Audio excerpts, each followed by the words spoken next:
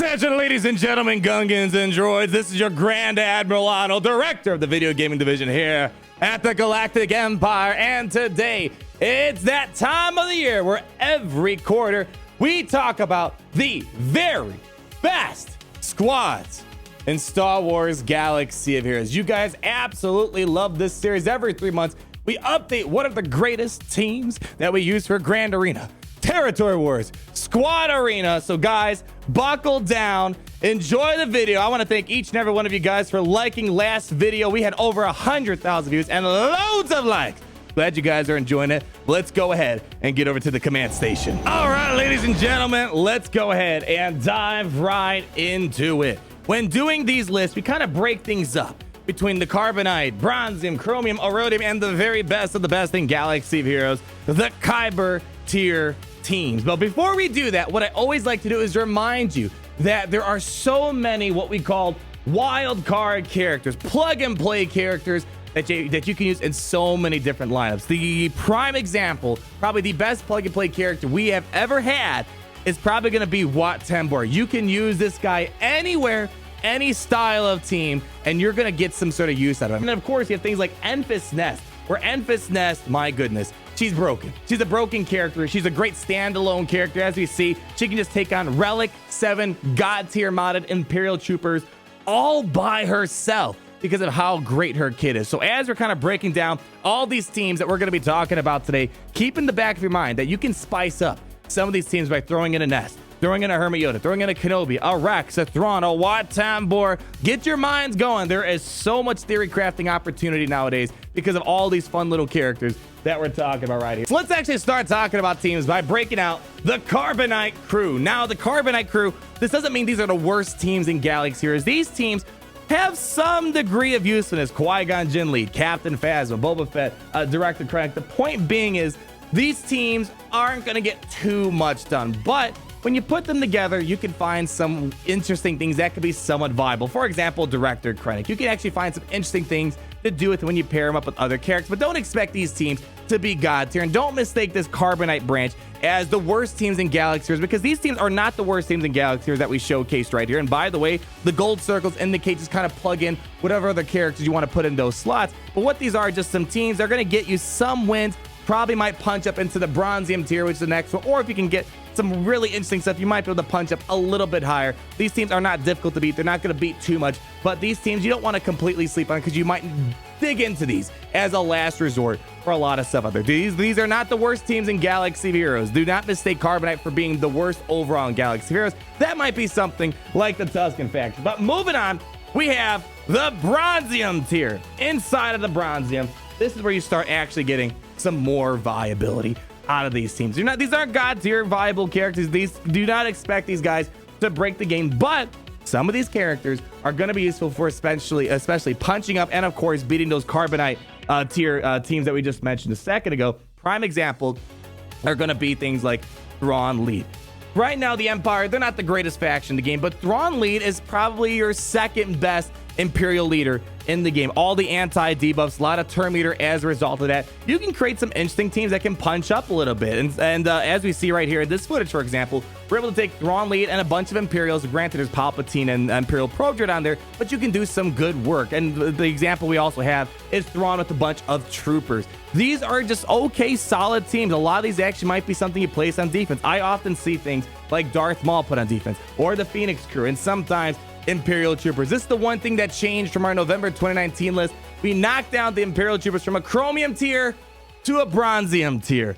Gear 13 relics aren't benefiting troopers as much compared to other things out there. They're not beating as much. Yes, if you Relic 7 and God tier mod them, you can get some interesting stuff, but in terms of overall viability, these aren't going to be God tier teams. They're going to get a lot of work done for you. So Imperial Troopers, unfortunately, we're going to knock them down a peg. Doesn't mean they're useless. They still have their uses. They could take out a Bounty Hunter team, for example, or a very bad Night Scissor team that might not be Gear 13 and Relic out of their mind. But overall, you probably shouldn't be expecting the heavens to part when using these teams. These are just probably some filler teams you're going to throw on defense as leftover, because now we got to talk about the better teams on this list that are going to be kind of important. And let's now break down the Chromium branch. These are the teams right here that really start defining what I like to call the Grand Arena space. A lot of these teams are staple teams for defense in Grand Arena, for offense in Grand Arena. This is what you're going to see a lot more. Bronzium and Carbonite, those are kind of your filler teams. If you run out of teams from the Chromium and above, you just start throwing on some random Bronzium or Carbonite teams on defense. So let's break down a couple of examples that we see right here. My personal favorite out of the Chromium tier is definitely Newt Gunray. I kind of feel like I might be doing Newt Gunray and Count Dooku a little bit of a disservice right here, but I think realistically, they are definitely a solid middle to run faction. They can beat every single one of these teams in this Chromium branch order, and they can sometimes punch up a little bit. Newt Gunray with Count Dooku and some random Separatists can defeat a Night Sister team. I absolutely love. My favorite place to use Watembor is with the Newt Gunray Separatist lineup. Newt Gunray just brings a whole interesting degree of viability, and if you give Newt Gunray the Blast Tech weapon mod, for example, when he's slowly chipping away at the health of the opposing team and he kills someone off with a special ability, Night Sisters, for example, won't be able to revive. A lot of opportunity gets unlocked, but I think a Chromium tier for Newt Gunray is kind of fair until you add things like Watembor or whatnot. And then we're going up against the Jango Fett team right here. Jango Fett is a very solid, or Bounty Hunters, I should say, are a very solid middle of the rung team that can give a hard time to things like Darth Traya. It's these teams. These teams are just so important for kind of putting fairly good defenses or trying to get a lot of banners on offense. And of course, you have some other things like the Scoundrels, Bastila Shan, Kylo Ren, Unmasked, and Jedi Training Rey. Keep in mind, these two teams, that these Resistance and First Order, we're going to see a different variation in the next stage, but without the new characters that are being released from Rise of Skywalker. Resistance and First Order are kind of a middle of the rung team. And of course, we have Palpatine and Vader, indicating that's going to be an Imperial Emperor Palpatine lineup. And I want to make that distinction because now, ladies and gentlemen, we want to break down some of the top tier teams. This is where we're going to start getting into that top 25% of the game, and that's where the Aurodium branch comes in. And actually, since we're here, let's actually start talking about Palpatine a bit, because Palpatine's going to reappear again. This is a bit different than last time. I think it's really important to differentiate Palpatine with Vader and then Palpatine with Bastila Shan Fallen. And this is incredibly important because Palpatine, if you could spare Bastila Shan Fallen, the movement right now, since Darth Revan's not the #1 team anymore, people save Darth Revan teams for offense, and they'll use Darth Revan without Bastila Shan somewhere else, and then they'll give Bastila Shan over to Palpatine, and that supercharges what normally would be a Chromium tier team into Aurodium.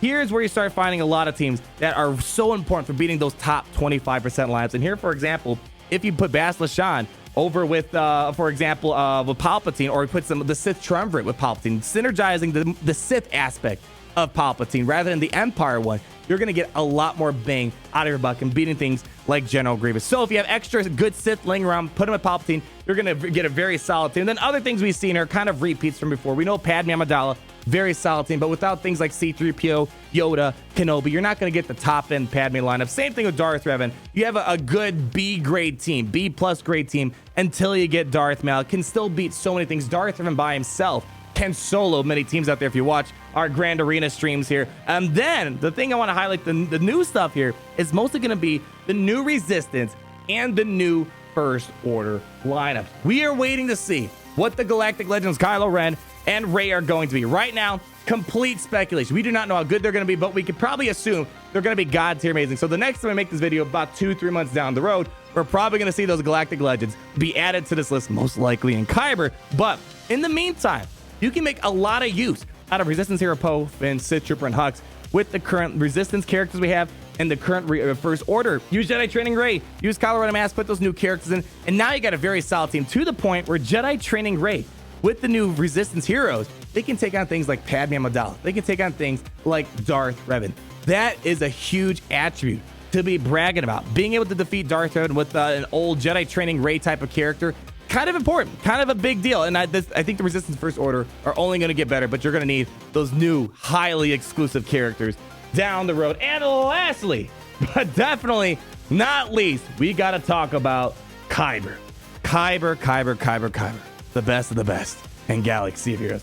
And ladies and gentlemen, there it is right there. Now, the meta is definitely kind of solidified. The top 4 teams, in my opinion, General Anakin Skywalker, actually 5, General Anakin Skywalker, Darth Vader, Grievous, Padme, and Jedi Knight Revan. Those are the top 5 most difficult teams to beat in Galaxy of Heroes right now. But as you see, the cool thing is at this Kyber tier, there are so many variants you could be running right now. You could do, I threw several Grievous variants, several Jedi Knight Revan variants, several Padme variants. Really, the only ones that don't have too much of a variant is going to be things like General Anakin Skywalker and Darth Revan. Only maybe you could swap out one character. Instead of ARC Trooper, you do Ahsoka Tano. Instead of a Sith Marauder, you do Sith Trooper. It's kind of a swap at that point. But these are the very best teams in Galaxy Heroes. Pretty difficult to put together, but these teams can beat basically every single thing. This list of stuff right here, these characters can kind of beat each other. Padme can easily beat Darth Revan. It's a solid counter against General Anakin Skywalker. Grievous is the biggest counter to things like Jedi Knight Revan, but Jedi Knight Revan beats Darth, and there's so much rock, paper, scissors going up here. But of course, General Anakin Skywalker is going to have that slide edge to the point where he can full auto a Sith Empire team. These are the teams to be aspiring towards. These are the teams, when I play Grand Arena, I see what my opponent has. Do they have a good gas team? Do they have a good Jedi Knight Revan team? Do they have a good Grievous team?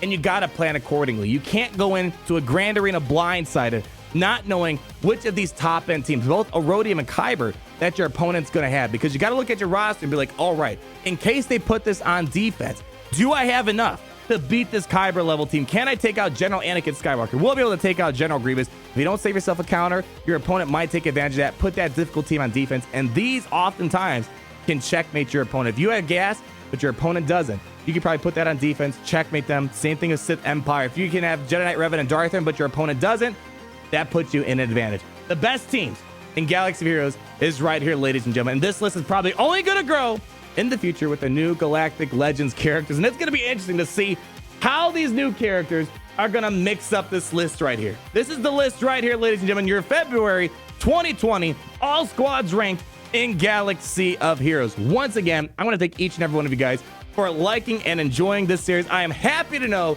that you guys love this. You love when I rank characters. You love when I give you guys the best Zetas going on. And I find this to be the most helpful because you need to know what the best teams are to get better at Squad Arena and, of course, Grand Arena. Like the video if you did enjoy it. Comment down below on all your thoughts. And be sure to subscribe so you're not missing a thing to support the Empire. And I'll see all you lovely people in the next video. Peace out, everybody. Gary!